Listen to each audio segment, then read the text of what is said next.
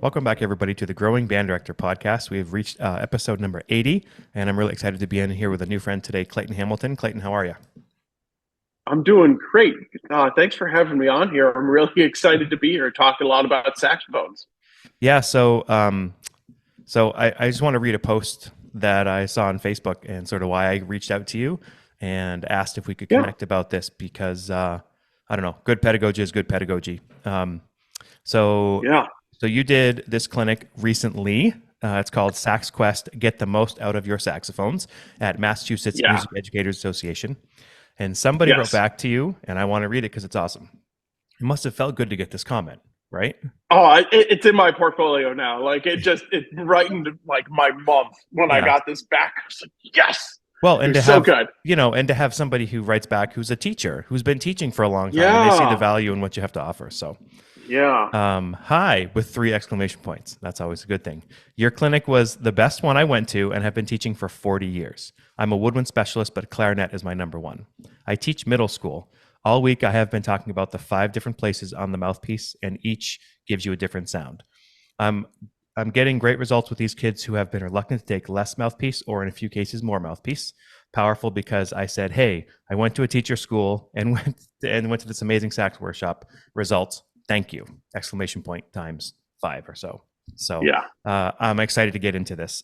First, let's tell us a little bit about yourself. You're the band director at Burlington High School in Vermont, and before that had a couple other jobs as well. But you have a music ed degree and a saxophone performance degree, correct? Correct. Yeah, my music ed degree. I went to Houghton University.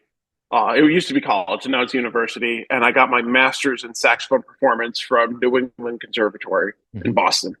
So, and those were, I worked really, really hard. I practiced a lot. I remember telling my teachers at Houghton, like my saxophone teacher, especially Dr. Marling, and I said, my main goal was I really wanted to be in one of the military bands in DC, like one of the big, like the big 5. Like I was going for that.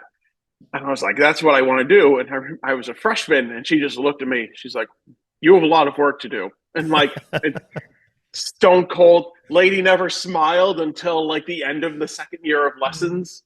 I learned a lot from her, and we have a great relationship now. So it wasn't anything like she didn't like me. It was just like she's like, okay, that's what you want to do. I'm all gas, no brakes at this point. That's great. All right. I'm like, that's exactly what I wanted. And she gave me exactly what I told her that I wanted. Mm-hmm. So, I worked really hard through that. And then for my master's degree, I got into New England Conservatory. And that was honestly such a great experience going there. And I'll never forget the orientation for all the new students going in, where they said, congratulations on getting into New England Conservatory. Relax. We know you're good. And I was like, oh, okay. Because, you get to that level and you're expecting like, oh, it's going to be super competitive. And you're going to be like, oh, I did this. How much did you practice? Oh, I did this much. Like everybody was very kind, very supportive. And that really changed me a lot, because I was thinking like, oh, this is going to be like I'm going to be competing for like first chair in the wind ensemble or something like that. Right. But no, like we all shared. So if it was like, and we were doing concerts, every other month with 3 rehearsals beforehand on this. It was like the Husa concerto for band. You stuff, and you get 3 rehearsals. And like, okay, now you got a concert. You're like, oh. So, but it's like we all shared, we all rotated parts. It was great. Also at NEC, I had the privilege of playing bass saxophone in the saxophone ensemble, which was so fun. And I really want to get one now, because now there's one Chinese company called Shikusu, and they make a bass saxophone that's under $5,000. And you can bet I'm buying one when I get enough money. And I'm not telling my wife. It's just going to show up, this giant coffin-like box. and she'll figure it out when she listens to this podcast. So So, whatever. so you speak of bass saxophones. We were doing Children's March. This was like 6 years ago, and Yeah. there's a part. So I have a local friend who has one, and he let us borrow it. And this kid, I could have sworn was going to do fine, and he went to play. We didn't know there was like a sock or something deep into the saxophone. The kid, and Oh. I wish I had looked. He just failed. He tried to do it and tried to do it, and it really struggled. So we ended up giving it back, and he played double berry or something. Turns out there was Yeah. a sock in the bottom of it. So people can learn from my mistake. If a kid plays Yeah. bass saxophone and it's not playing, check the bell. Make sure there's no sunglasses or something face down there. Check for socks. Yeah. Check for socks. All right. One thing I liked about this clinic that you gave is that it's all about instant stuff that can make our kids better right now. Because to me, tone is number one. And there's nothing worse. I've lived so many years of teaching second jazz bands with doublers and saxophone and all that. Kids who have bad sounds, and it's all because of their setup. So if we can talk embouchure first. So let's see, where are we at here? Fix embouchure now. All right, help us out. How do we do that? Yeah. So I have a demo here with my Barry mouthpiece and Barry neck. So because also that's the biggest one, so it's easier to see. Yeah. I'll try not to make too many offensive sounds on it, but whatever. We'll just delete it if they are. That's okay. Yeah, we'll just delete it. just bleep it. That's right. Like I'm just saying bad words all the time. So saxophone embouchure, really the biggest thing you can do to check and make sure if your students are doing it right is take your thumb and pretend you just glue your thumb to your bottom lip, just like normal. Here, it's glued on. All right, and then you roll your thumb into your mouth with your lip at the same time, and then as soon as you've eaten your whole thumbnail, that's as far as your lips should go, and then just and then wrap your lip. That's a saxophone embouchure. That's what it should feel like. Teeth on the top. None of this double lip stuff. No double. No double. I don't know who does double lip. I've only done double lip like on contra clarinets, but I think there's a lot of people who teach saxophone embouchure and the kid doesn't know or messes it up and they sound good and they go lots of years. I have a colleague actually who played double lip all the way to college until somebody found it out. And the teachers he had earlier, he said, "Why didn't you say something?" He said, "Well, you sounded really good." It was kind of one of those things that they hadn't fixed. And and he's like, "Yeah, it was uncomfortable because the teeth on the top was a little uncomfortable when I was a kid." So I just want to point that out because I know that's a thing. Yeah, and it's like if you do that enough, like I have like a permanent callus on behind my bottom lip from just playing saxophone, as any woodwind player would. So I mean, just wrap that's basic saxophone embouchure. The only thing that's different is with soprano saxophone, and this is why soprano is so difficult. Is with soprano, it's like that, but you want to thin out this bottom lip when you do it, almost like clarinet.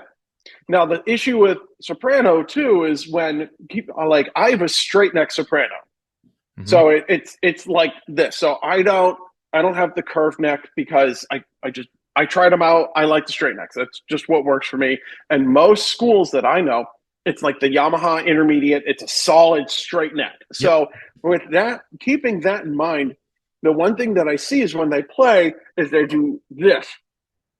Yep.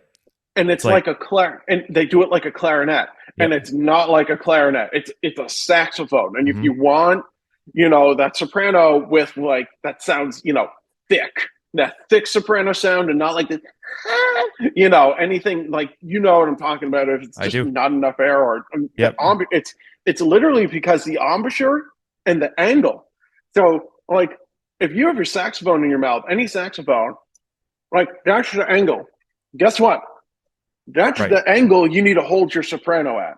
And then that gets uncomfortable for students because it's like all this weight is on your thumb, and holding it out there. So when I do it, I tend to just like my head goes down a little bit, like I'm still upright, but like you can see pictures of me playing soprano and I'm like, my head's a little down, but my neck isn't like this, but it's also kind of to just almost alleviate pressure on my right hand as well. But you can use a neck strap and, figure out a good angle too. So and for people who are listening and not watching, that's basically the bell needs to be up more at a straighter angle, 45 degrees rather than down.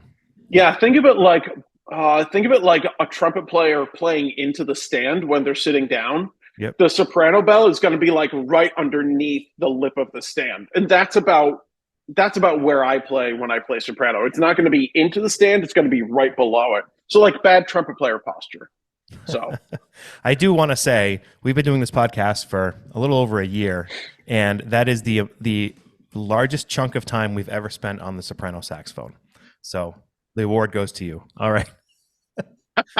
All right. So I don't know how much of this presentation is something you just do live or we're going to do here as well. I see you're on here the endangered species call. Yeah. So this is something you'll bleep it out. Like I'm saying bad words. So the endangered species call essentially this is how to figure out how much pressure you need when a student's, because if you look at your student's mouthpiece, if you look at the top of it and it's like concave, it's because number one, they're probably hungry, like give them a granola bar or something, or number two, it's because they're chomping down so hard. And this also, you'll also notice like students that go with really, really hard mouthpieces, like a 3.5, 4. If they're like, I'm going to use a 4 reed, like, okay, check their embouchure at that point, because there's no way they should be using a 4 reed, only if like, they're Sony Rollins, or if, or like the mouthpiece is super, super small and they need a 4 to compensate for the other because the mouthpiece is small. So what you do, essentially, you have the mouthpiece in your mouth, and you just have your mouth open the whole time, and you just try to blow through it and make a sound. Like nothing's going to happen. Like it's just trying to blow out a candle in a really deep cave, and nothing's going to work. Then you slowly start to bring your lower jaw to the mouthpiece, and then you make that endangered species call.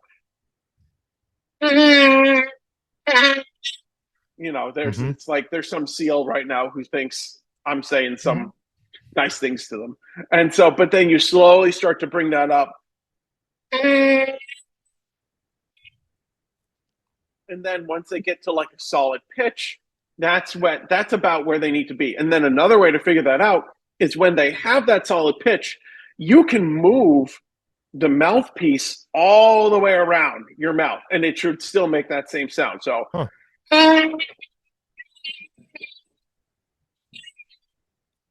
cool. So technically, that means if you move it around and you have it on your side, that means Kenny G's right. He can play out the side of his mouth. So because that's where his embouchure is. And like I see every once in a while, I see that trumpet player with like the embouchure is just like a little off center. Yeah. But it still works. I think of it kind of like that.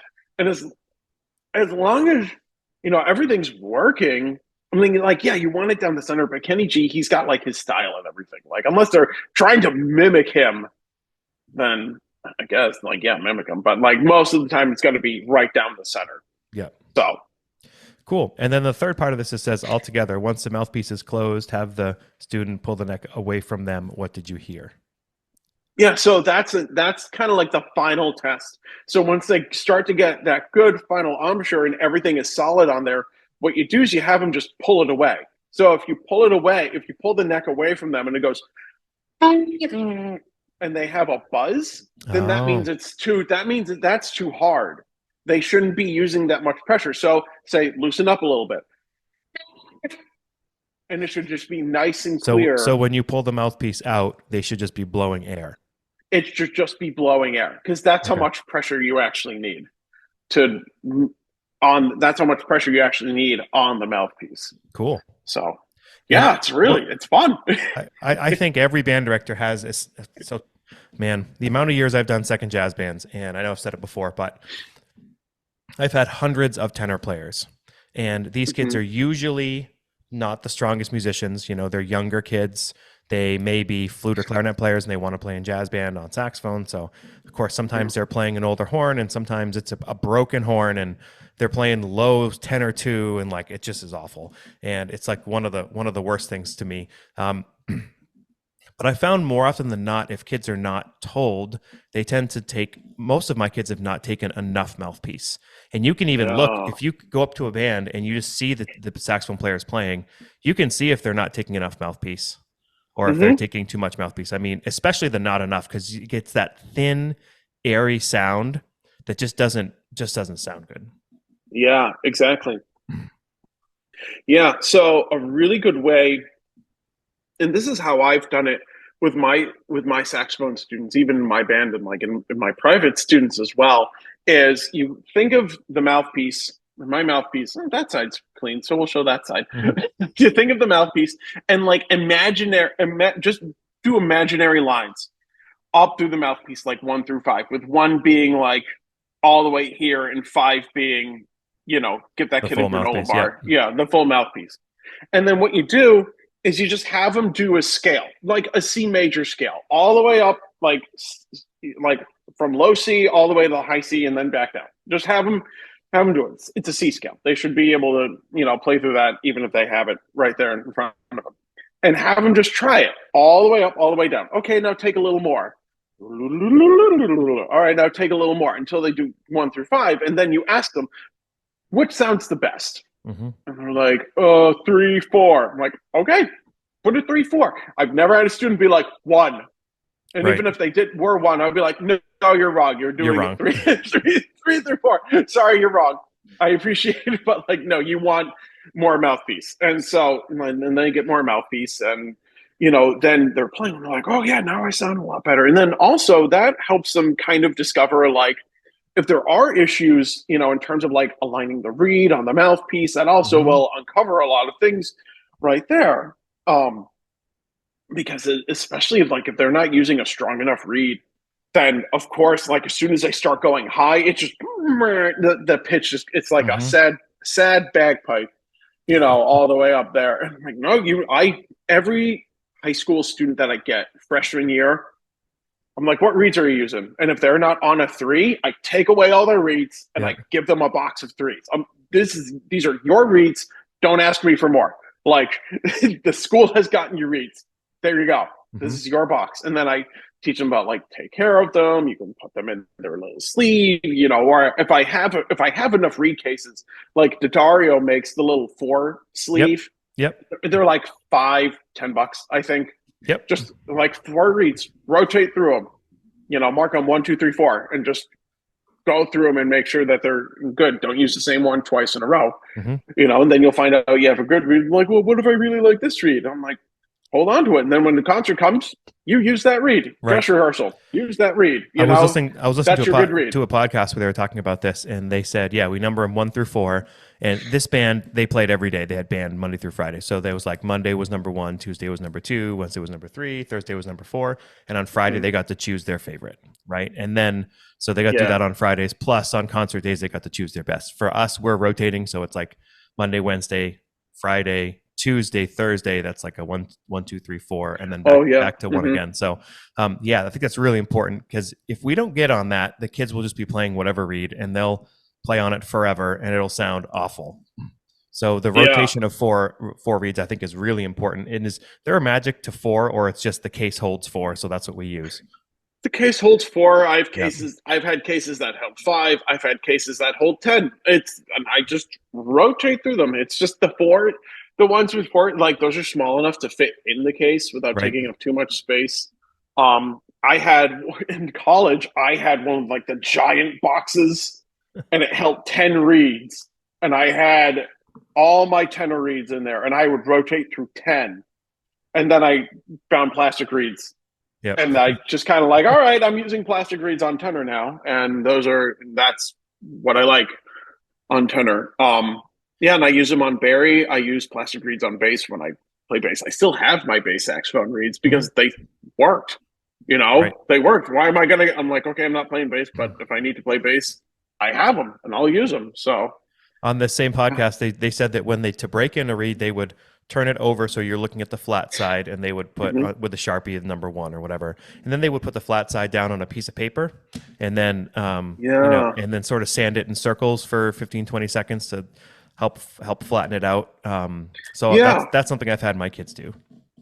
Yeah, no, I tend to do that. I do that when the read I feel like is a little too stiff. Like if I pull out like a fresh, like I did this past Tuesday, I pulled out a fresh soprano read for a recording project, which is not exactly what you want to do. But No. I was like, I'm feeling lucky today, so I pulled out because my other reads were like I was just blowing through them. I was playing so often, I was just knocking them down. I'm like, oh god, and I had extra reads. I'm like, okay, let me work this. So I had like 15 minutes to warm up. I'm like, all right, I have to use this read. I had extra, so and it was blowing a little hard. And you can test the sides of the reed too.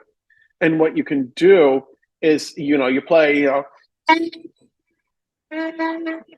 if you can hear like this one side was actually a little harder, and held it held the sound better as opposed to the other side. It really wasn't like that strong.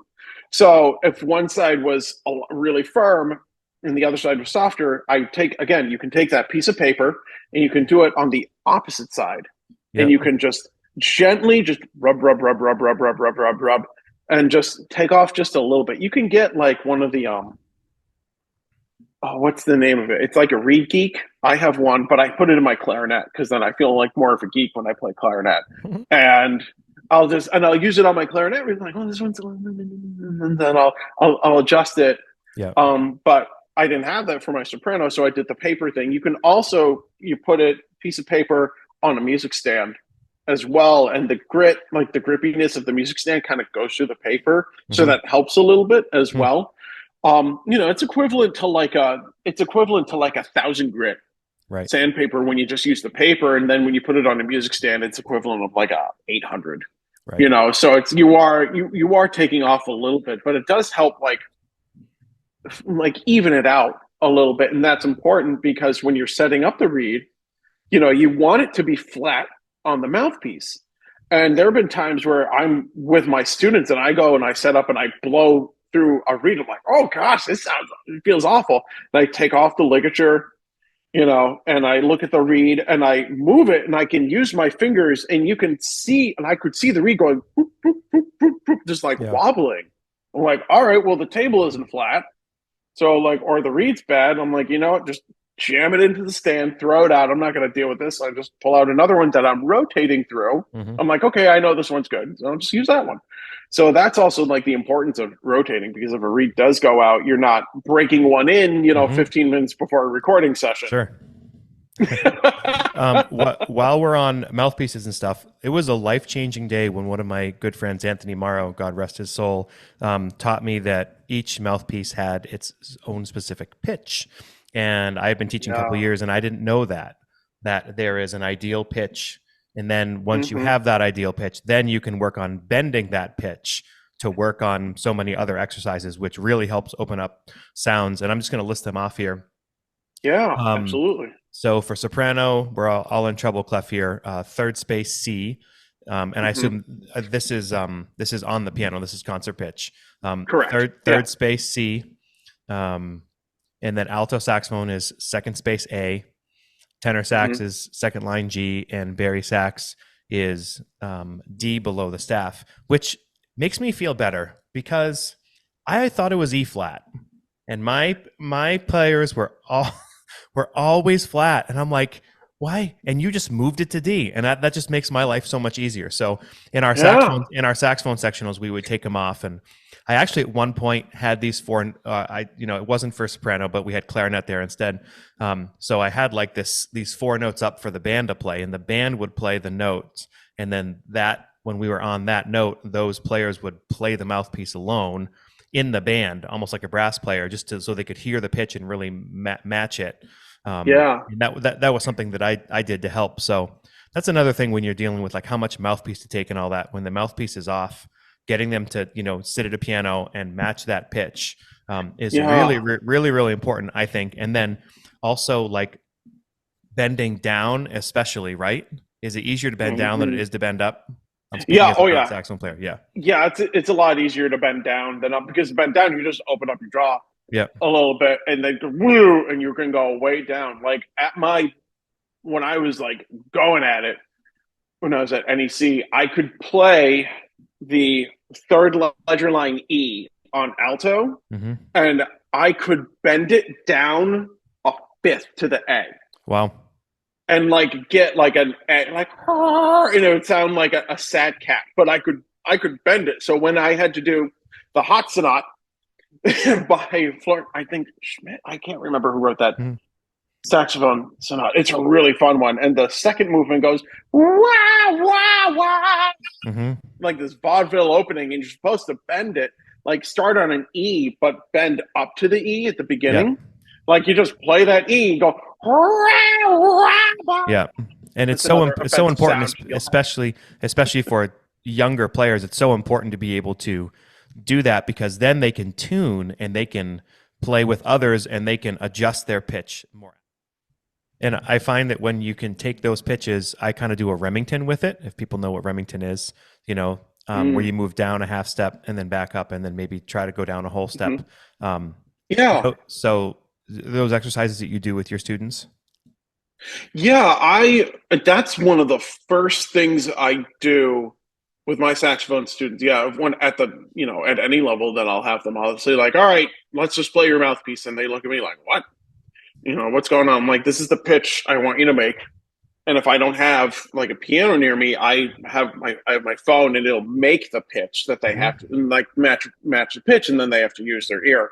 And it's interesting to them where I'll hear them, and it's surprising. Like most of the time, like the students I get, they're not using enough mouthpiece, and they're Right. not using enough air. If they're not using enough air, there's no way they're going to get to the pitch that's needed. It's always sharp, right? Yeah, and so I'm like, no, I was like, guys, you got to pump it, like, go for it. And I'm just sitting there like, and they're like, I'm like, yeah, it's gonna sound weird, it's gonna be silly, go for it. Everyone here is making silly sounds, like there's nothing to be embarrassed about. I'll do it with you. And I get out mine, I'm like,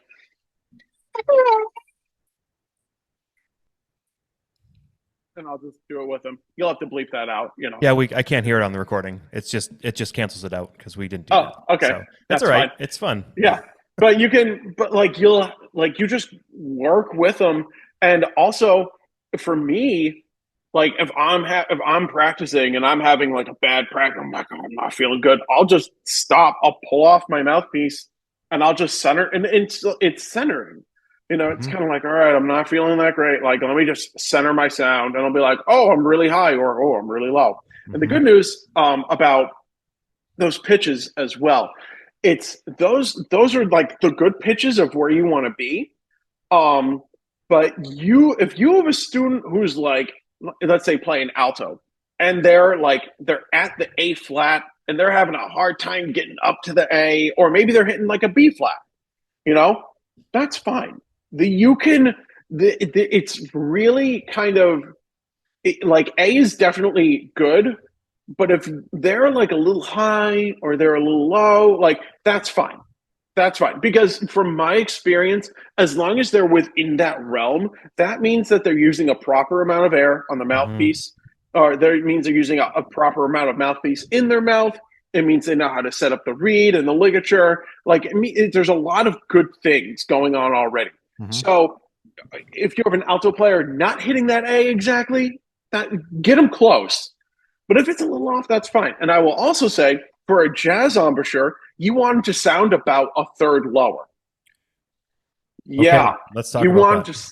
Yeah. So if you're on a jazz, now, most high school jazz saxophonists are not going to have a second jazz mouthpiece.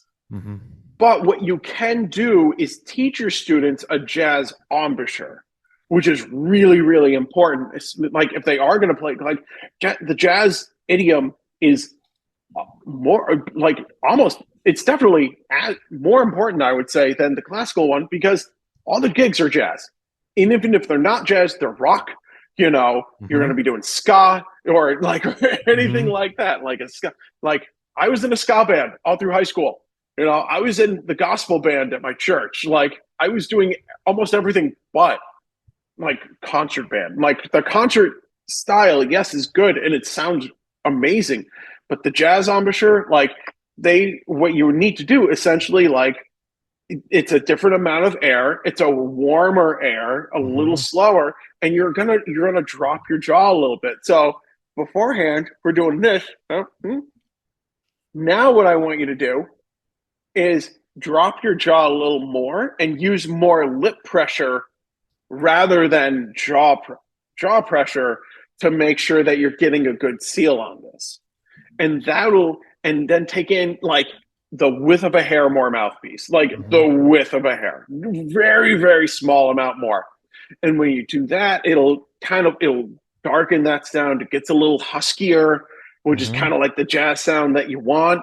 And that'll really kind of like open up like, oh, and it also like, it's gonna change the intonation a little bit. Like on my tenor, I have a classical and a jazz mouthpiece for 3 of my 4 saxophones. I don't have a jazz mouthpiece for my soprano because I've never played soprano in jazz band. I just have a mouthpiece. And then my tenor mouthpiece is a old Selmer. It's a metal Selmer C-Star jazz mouthpiece, but it's been refaced to be more open because those were really shallow, like really small. And it's been reopened to be the equivalent of like an Autolink 7 or 7-star. So a bit more. And I went to go play that and I used my classical embouchure and it's like, and it's like, ooh, I'm really kind of just like a little too aggressive. So like I took a little more mouthpiece in, relaxed my embouchure, and yeah, the intonation is going to change. You're going to have to either like bring out your mouthpiece more from the neck, or you might have to put a little more in. But that's something like to experiment with, when you're actually teaching them, because, if they want that jazz sound, teach them the jazz embouchure, right. And that's something like a lot of, like band directors, that's something they should learn, I agree. So, yeah. I agree. One of my good friends, Aaron Henry, is a wonderful saxophone player, and he teaches a lot about how a lot of kids end up having too much lip in underneath for that, and he actually has it flattened out a little bit more, so that's just the red part on your teeth. And when he demonstrates it, it definitely warms the sound up and helps them as well.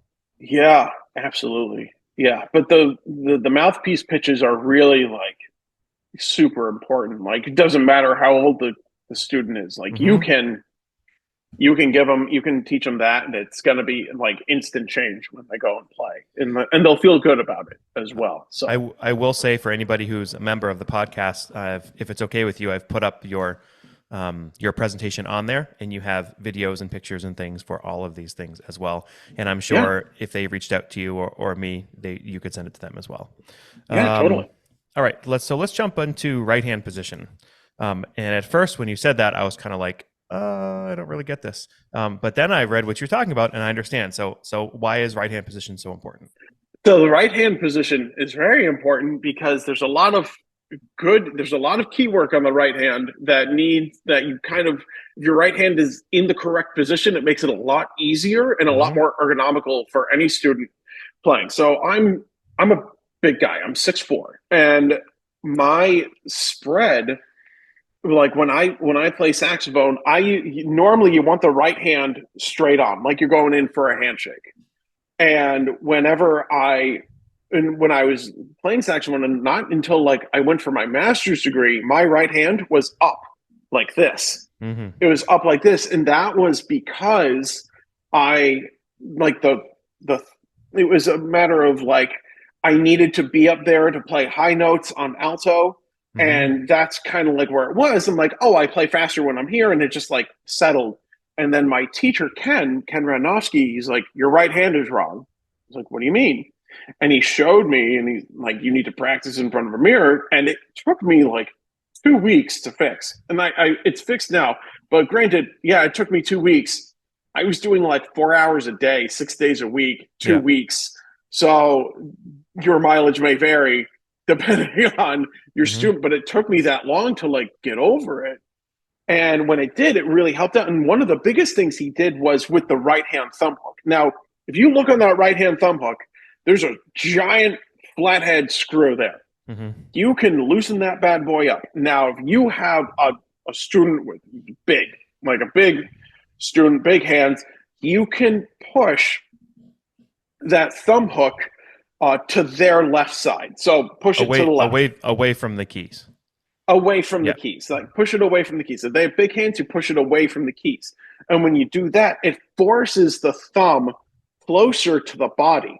So when the thumb is closer to the body, you have to travel less. And so therefore you can play faster because you're reducing the time it takes to literally play all the keys there. Well, now, what if you have the opposite? What if you have like a student, like a smaller stature student? Then what you do the opposite. You put that thumb hook, you put it all the way towards the keys. And what that does, and I've had students like really small in the past where like they're playing on the right hand and they keep accidentally bumping like the side C or the side B flat when they're trying to play because their hands are that small. And what you do is you push it towards the keys and it forces the thumb away. And then therefore the natural curvature of the hand is going to be away from the keys. And then they're not bumping into stuff all the time. And so that's a really big help. And it's also like, it's a lot more comfortable for students as well. I mean, it also depends on the saxophone as well. Like the Mark 7 tenors that were out were Fred Hemke helped design them. And Fred Hemke was like 6'6".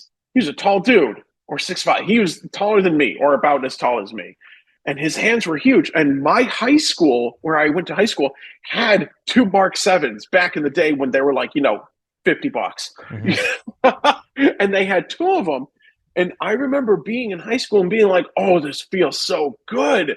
And I remember like even playing them older as an adult, I'm like, oh, this feels so nice. Like playing it just because it was like, it just felt more natural on my keys. And then when I'm going and I'm looking for saxophones, like when I was looking for a tenor, like how it felt on my keys, like was super important to me.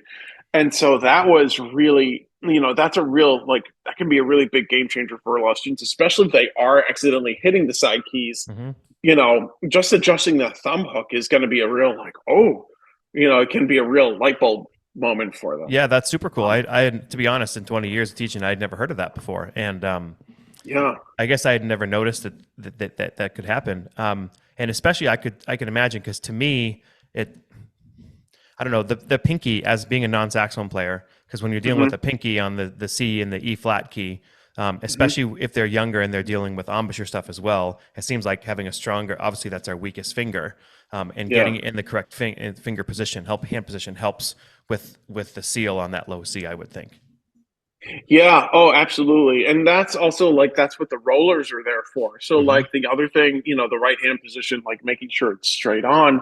If it's straight on, then you can actually bend that pinky enough. And I kind of like my pinkies are flexed when I'm playing saxophone. They're never flat. If anything, it'll be a little flat for when I go for like a low B or a low B flat on the left hand, because you just have to stretch them out. And then when I go for a B flat, like if I'm going really fast, I'll actually end up like turning my pinky. Like I can't do it now. I'm not holding a saxophone, but like I'll play, and I've seen the recordings of me playing, and I go for like a really fast chromatic passage all the way down, and I see my pinky go. I'm like, oh, I didn't know I could move like that. And it looks painful when I see a video of myself, but then I'm like, oh, well, that's just how it works. But yeah, that's why the rollers are there too. If your pinky is firm on there, you use the rollers to your advantage, and if the rollers aren't moving, like that's one of the easiest screws to actually undo. You pull it out, the 3-in-1 oil on there, or even motor oil, even just like a drop, you spin it around, you put it right back in, and it moves just fine. And it should move pretty freely. So reed preparation, I'm going to kind of take a turn here. What do you, okay, so I've heard so many different stories about what different saxophone, and I bet you every saxophone player does something different.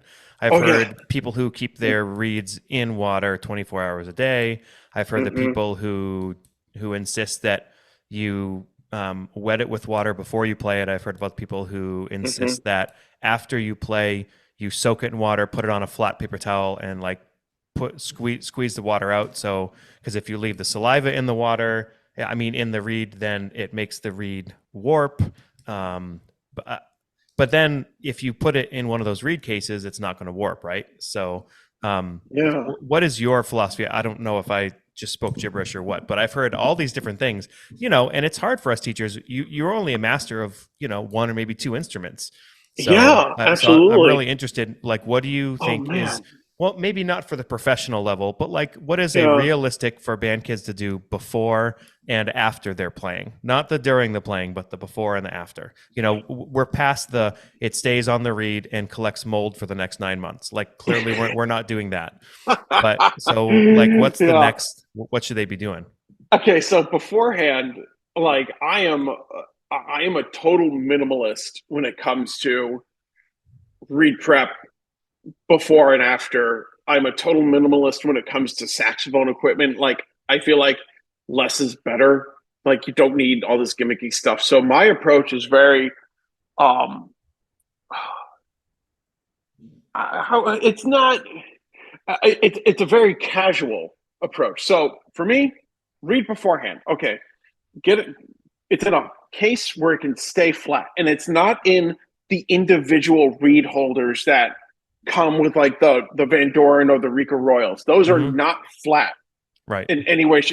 It needs to be like a reed case, reed holder. They range anywhere from $10 to $60. They work. Just get one. Do something, but it shouldn't be in that tiny little plastic, because those aren't flat and they don't work. So you can buy them. They're cheap enough. You can get it in your budget, and you have it. You rotate four. All right. So you're a student. You're one of my kids. You sit down, reed case. It's in the little reed case. Pull out the reed. Put it in your mouth. I do like to soak the tip and the bottom of it as well. I like to do both because I figure, well, all right, get the whole reed wet, might as well. And I'll have it in the tip first. I'll set up my whole horn. I'll put the reed on. I'll make sure it's aligned straight. Everything's good. Boom. Or even before that, if I have the mouthpiece off, I'll play a little bit. Okay, I'm good. Throw it on. Boom. I'm good. Afterwards, I take it off.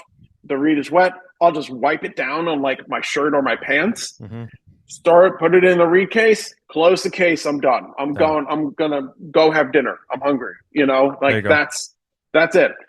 I really don't do the whole reed soaking. I will do like the reed on the paper thing. I do have a reed geek that I'll use as well. If I'm feeling fancy, if I'm feeling like a real geek, I'll like get at it. I honestly, if a reed works, great. You maybe make it work a little better if you flatten down if you flatten down the one side of it a little bit more on the paper. But honestly, like I feel like the people that are super into the reeds and making sure they work really well are also the same people that are like pulling apart their instrument halfway through rehearsal and swabbing it like a mad person and putting it back together. Like, yeah, you can do that if that works for you. It works for you. Yeah. But for me, like, I'm super minimalist. I'm there to play, sound good, and I do my job, and then I go home, and that's that. Yeah. So I'm like the opposite. It's like the less the better, and especially like going into retypes. It's a good segue for that. Going into retypes, if you have a plastic reed, you don't have to wet it. You throw the bad boy on, you blow through it, and then you put it away. You can wipe down. Like you should wipe down the plastic reed afterwards, because the calcium in your mouth, from just the buildup, will get on the reed, and you have to scratch it off a little bit, and then you pull it off and you put it away. And the Légères come in like a tiny little case like this. And that's where I keep it. I have like two, and I'll rotate them back and forth. And if you have two Légères plastic reeds, they last me like a year. And then when they start to die, they really start to die, and you feel it. You're like, oh boy, I gotta get one now. And then it's like rush order for two more Légères reeds. And then they get to your house and you're like, okay, good, they work. But also, like, you don't shave down a plastic reed. Yeah. You don't. And the nice thing about Légères too, and I've done this in the past, like if you're nervous about buying them, and you're like, oh no, like I don't know what size to get. They run about the same size as Van Doren. So if you use like a Van Doren 3, you can get like a Leger 3, and that's good. That works. But if you're like, oh, I want to, you should buy like 2 or 3 at a time, 2 or 3 Legers at a time.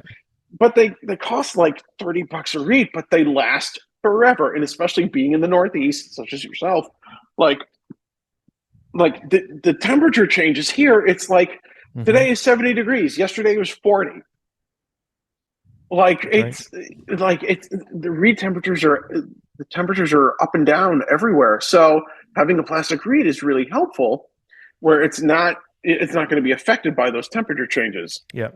So yeah, and like it's worth it. It's totally worth it. My parents live just east of Honolulu, and the temperature will not change. I'm not joking. More than 1 degree a day. If it's like, if you see the 7-day forecast and it's 80, 80, 81, 81, 80, 81, 82, 83 or something. If it goes 80 on day 1 and then a high of 82 on the next day, it's a big deal. It's a huge deal. So they probably don't have to worry about it so much, but those of us who don't live there definitely have to worry. Yeah. So, I don't think we have time to necessarily go through everything that you did in your clinic, but what else would you like to get to in our time together? Oh man, what would I want to? Gosh, it's like, because you went into things about for each of the instruments. You sort of had specific things for each instrument. You had, you had moments where you're talking about good reeds to buy, bad reeds to buy. Throw out certain mouthpieces, what horn to get, all this sort of stuff. So, we're speaking to band directors here. What else? All right. So I can give you the crash course on all like the things I feel like make the biggest difference. I'll go from high to low. Great. So let's do it. Yeah. All right. So soprano saxophone. If you're fortunate enough to get a soprano, like most schools will buy like the Yamaha intermediate straight model, the mouthpiece that comes with that is hot garbage. Throw it away. It sucks. I had one of those, and I thought I was the worst saxophonist ever. Now, soprano saxophone will make you feel like that naturally, but having that mouthpiece included, like I almost quit. It was terrible. Did you have any friends when you started learning the soprano saxophone? They stayed far away from me. They stayed far away from me, and I was like, oh my gosh! And soprano like magnifies all your weaknesses already, like any higher pitch instrument will. So you got to really be on top of your game when you're learning soprano, and it's just like, it just felt awful.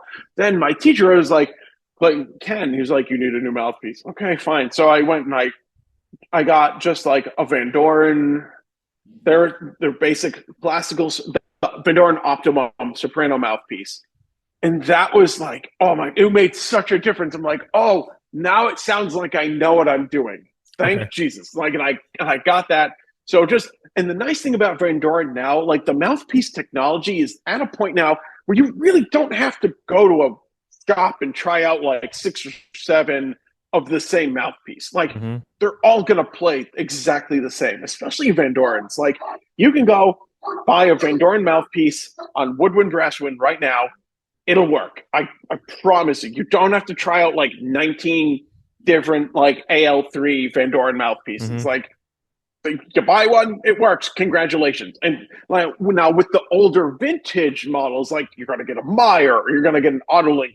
Yeah, you should try those out because those back then it was like some old man sitting on a bench.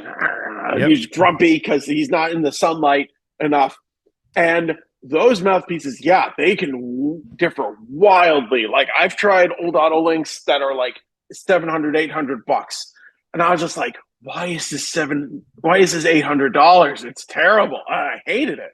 And then I'll try a mouthpiece, that's like 200, 150, 200. I'll be like, this is beautiful. I want it now. Like, and I just get it.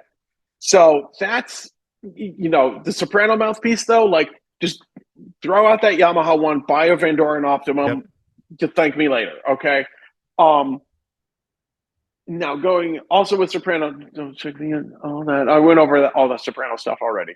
Yeah, let's go to alto. I mean, 90% of Right, what kids do, I think, is alto, yeah, especially for the younger band directors too. So yeah. So playing on alto, like really the biggest thing with alto, you'd be shocked at how much students are not taking in enough mouthpiece mhm. for alto. So again, going 1 through 5 on the mouthpiece for alto is going to make a huge difference for them, especially in the right hand position, because students will like they can be really tall or they can be on the shorter end, and check that right hand position. Also, in terms of how they're sitting with the alto, this is one it kind of like I did it in Massachusetts, and I remember this is one that caused like a few people are like, "Does this guy know what he's talking about? Like, what's going on?" So it's sitting with the alto. You can have the alto either dead center, or you can have it to the side.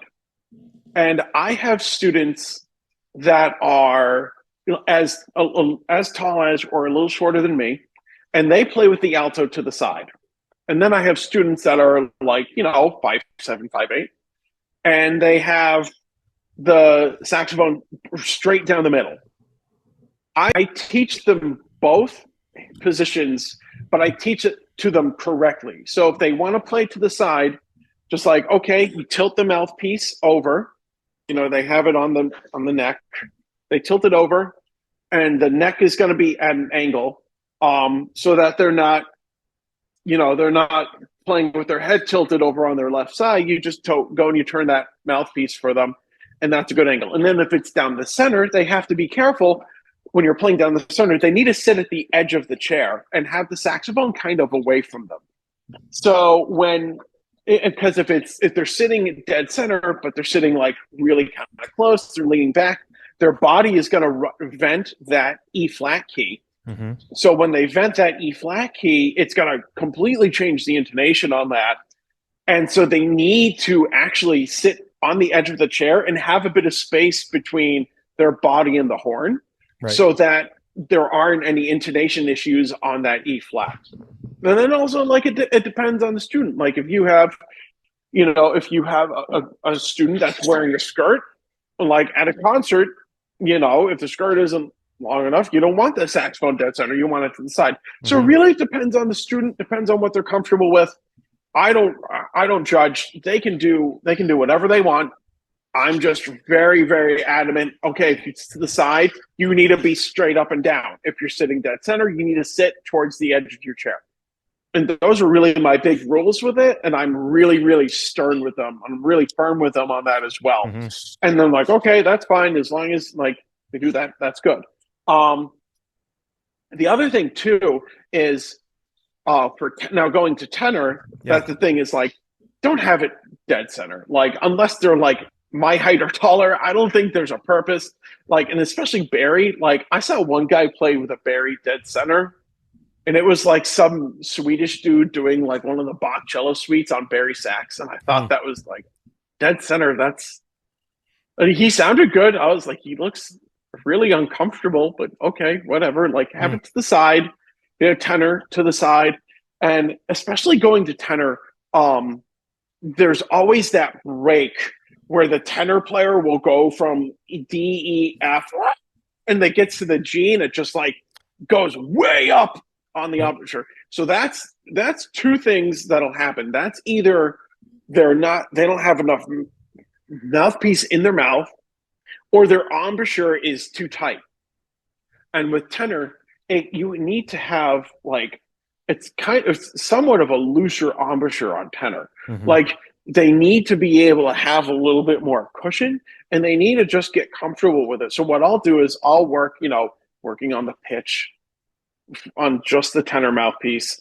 I'll work on, 1 through 5 on the mouthpiece as well. And also be really careful of where they're setting up the reed on their mouthpiece as well. Make sure it's not too far forward, make sure it's not too far back. And I'll go through all those first before even thinking about like, oh, they have a leak in the horn.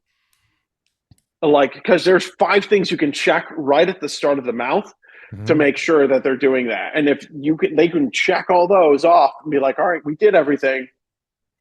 And if those are still funky, then yeah, you can take the tenor, like send the tenor and make sure it's checked. And I'll just have the student start on a D, the middle D with the octave key, go all the way up, to a B and then all the way down. And then I'll say, okay, start on E, go up to an A, and then all the way down. I'm like, okay, now start on an F, go to the A, then go to F. Then they're just doing G to A trills. Then they're just doing F to G trills. Then I'm like, okay, start cold open on a G. And just make sure they can play that G. And if they can play that G consistently and it's not, going up the partial, then that is then that's how you kind of fix that issue. That's how I've had to do it, especially with my approach, because I had that issue. I remember in high school just like being super frustrated with it because I go to the G and like, and that's the reason. It was my embouchure. So that's something to fix. And then Barry sax, a lot of students are not taking in enough mouthpiece on Barry. So I say on my presentation, less is more. I say more is better, but less is more, or something like that. It looks confusing. And honestly, you should be having your students take in more mouthpiece. Mm-hmm. You should, because it's a huge mouthpiece. Like you need to put a little more in there. And especially and it takes a lot of air. And a lot of students aren't using the right amount of air to play Barry. Mm-hmm. And the way I like to do it is you should be able to play all the way down to a low A and then back up to an A, like the middle A, just A minor, in one breath, at do.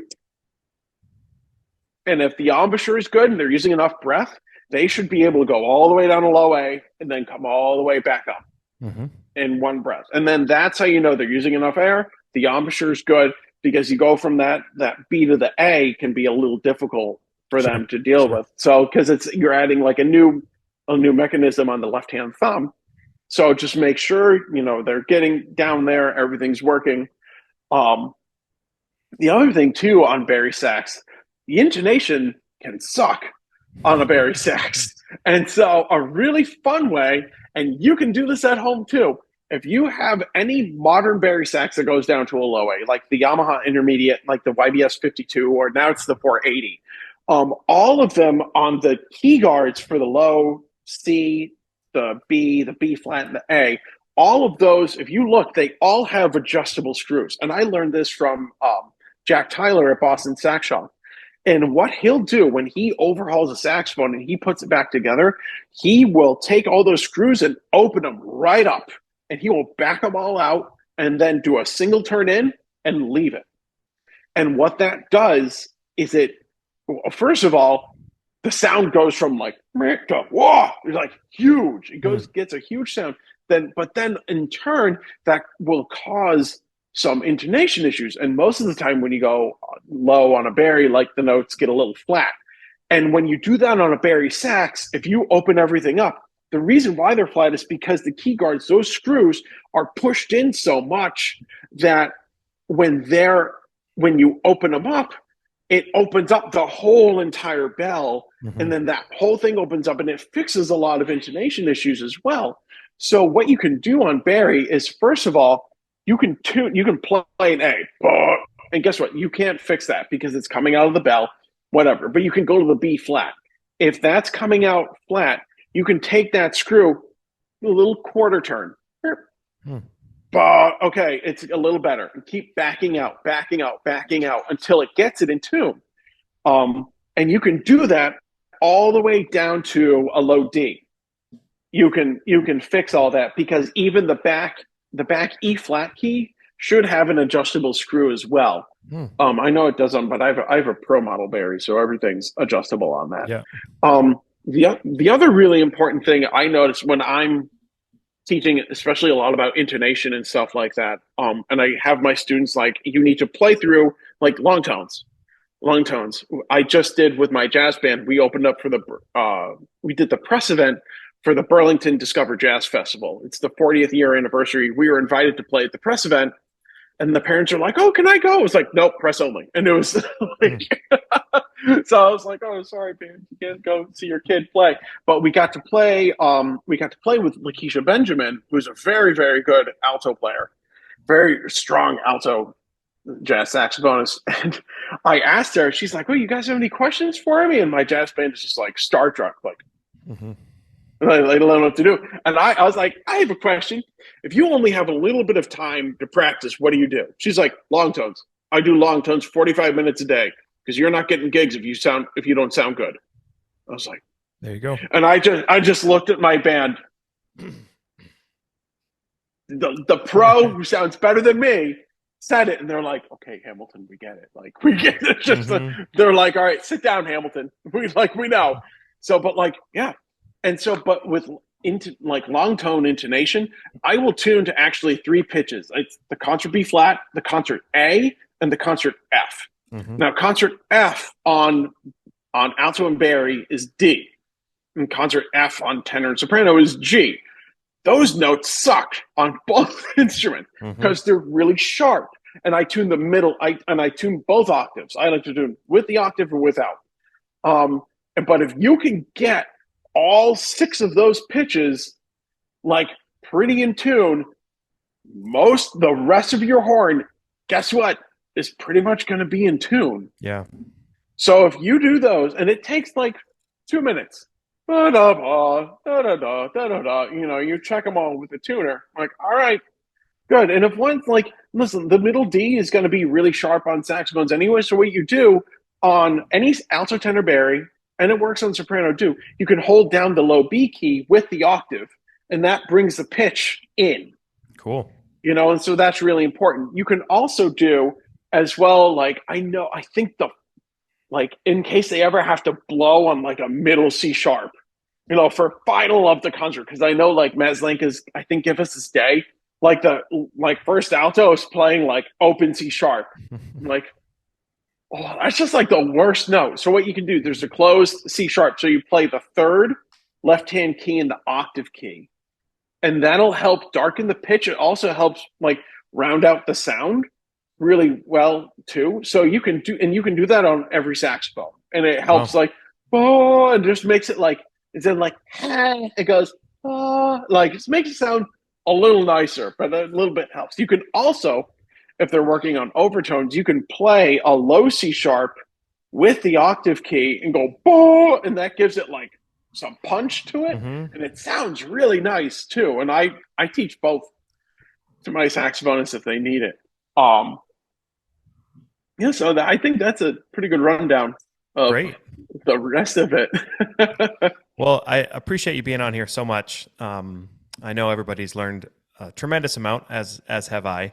I apologize for some of the video issues that I've had. Who knows? It's just the gods of technology are not always with us. So thanks for spending the time with us. Very much appreciated. Yeah, happy to be here. It was great. We sincerely appreciate you taking your valuable time and listening to the Growing Band Director podcast. Your students are very lucky to have a band director like you. If you have any suggestions for episode topics or think you have an area of expertise to share on a show with us, please reach out.